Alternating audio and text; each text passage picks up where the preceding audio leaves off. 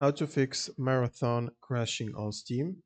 So first you want to go to your library and right click on the game and open up the properties window.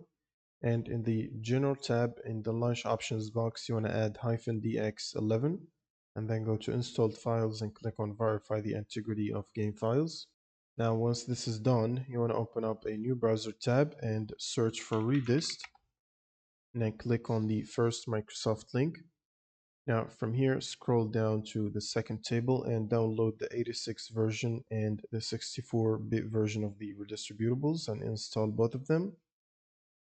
When you finish the installation, it will ask you to restart your computer. So right after the restart, you want to basically check if you have the latest graphics card updates installed. So if you have an NVIDIA GPU, you can download the NVIDIA app and go to drivers, and from here check for updates and download and install the latest ones. Or if you have AMD, you can install the AMD software to get the updates. Then you want to open up Steam as admin. So just search for Steam, right click and run as admin. And then you can launch the game from the library. And this should usually solve the crash problem. Now, if your game is crashing as soon as you launch it on startup, here's a way to fix that. First, you want to disable any overlays that you might have open. You can start by Steam, clicking on Steam top left here. Go to settings and then in-game. And from here, turn off the Steam overlay.